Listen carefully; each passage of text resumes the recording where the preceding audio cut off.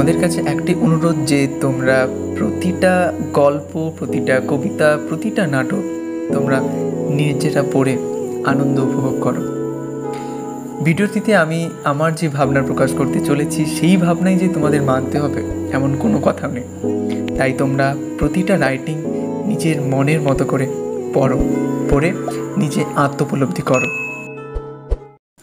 So hello guys, চলে এসেছি আমরা নতুন একটা ভিডিও নিয়ে, এবং আজকের ভিডিও টপিক হচ্ছে আজ আমরা জিন রাইসের লেখা হোয়াইট স্যাগ্রাসোসি এই নোভেলটি সামারি আজ আমরা আজকের ভিডিওতে আলোচনা করব। তাই জন্য ভিডিওটা কিন্তু খুবই গুরুত্বপূর্ণ হতে চলেছে, তাই তোমরা ভিডিওটা কিন্তু শেষ পর্যন্ত অবশ্যই দেখতে থাকো। তাহলে শুরু করা যাক আমাদের আজকের ভিডিও, জিন রাইসের লেখা হোয়াইট স্যাগ্রাসোসি। তো প্রথমেই নোভেলটি শুরু করার আগে আমরা জানবো জিন রাইস কে ছিলেন। জিন রাইস ছিলেন একজন ডমিনিকান ব্রিটিশ অথর এবং একজন নোভেলিস্ট ছিলেন তিনি, এবং তিনি তার এই পোস্ট কলোনিয়াল নোভেল হোয়াইট স্যাগ্রাসোসি এর জন্য তিনি খুবই বিখ্যাত হয়ে গিয়েছিলেন, এবং এই নোভেলটি 1966-এ পাবলিশ করা হয়। এবং এই নোভেলের মধ্য দিয়ে আমরা অ্যান্টনিটি কসওয়ে নামক একজন ব্যক্তির আমরা লাইফ সম্পর্কে জানতে পারবো, যিনি হচ্ছেন হোয়াইট ক্রিওলের হেইরেস। এবং এই নোভেলটির মধ্য দিয়ে আমরা যে সকল থিমসগুলো দেখতে পাবো, যে the power of relationship between men and women, যে মেন এবং উইমেনদের মধ্যে যে রিলেশনশিপসের পাওয়ার সেটা আমরা দেখতে পাবো, এবং আমরা রেস, ক্যারিবিয়ান হিস্ট্রি, এই সকল থিমগুলো আজ আমরা আজকের এই নোভেলে দেখতে চলেছি। তাহলে শুরু করা যাক নোভেলের সামারিটি। তো প্রথমেই আমাদের এই নোভেলের প্রধান ক্যারেক্টার হচ্ছে অ্যান্টনিটি কসওয়ে, এবং এই নোভেলটি বোঝার জন্য আমি 3টে পার্টে ভাগ করেছি। প্রথম পার্টের নাম হচ্ছে অ্যান্টনিটিস চাইল্ডহুড, যে অ্যান্টনিটিস শৈশবের কথা আমরা জানব।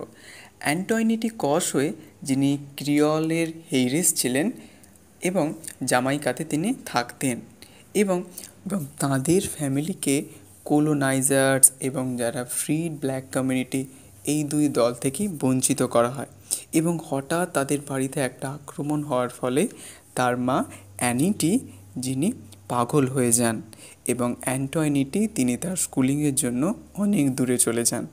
এবং তারপরে দ্বিতীয় পার্টটির নাম হচ্ছে ম্যারেজ টু রোচেস্টার, এবং এখানে অ্যান্টনিটি তিনি একজন আননেমড ইংলিশ ম্যানের সাথে বিবাহ করেন, এবং পরবর্তীকালে তারা ডমিনিকাতে চলে যান, এবং তাদের রিলেশনশিপ আস্তে আস্তে কমতে থাকে, কারণ রোচেস্টার অ্যান্টনিটিকে সন্দেহ করে এবং জানতে পারে যে তাদের ফ্যামিলিতে ম্যাডনেসের একটা প্রভাব চলছে, এবং রোচেস্টার তার নাম দেন বার্থা অ্যান্টনিটির, এবং তাকে একটা ঘরের মধ্যে আইসোলেট করে দেন, এবং যার ফলে তার মেন্টাল ডিক্লাইন ঘটতে থাকে।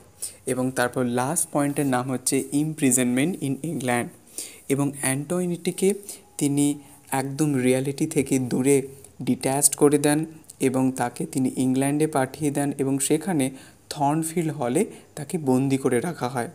এবং ধীরে ধীরে অ্যান্টনিটি তিনি একজন অ্যাটিকের ম্যাড ওম্যান হয়ে যান, এবং তিনি একদিন রাগে কী করেন, বাড়িতে আগুন লাগিয়ে দেন, যেটা জেন আয়ারের যে সকল ট্র্যাজিক ইভেন্টস ঘটেছিল সেটার দিকে ইন্ডিকেট করছে এই ঘটনাটি।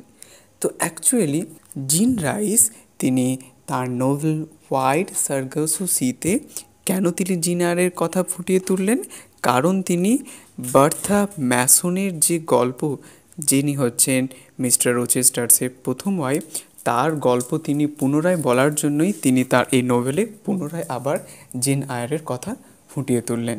তো এই ছিল আমাদের আজকের ভিডিও, জিন রাইসের লেখা হোয়াইট স্যাগ্রাসোসি।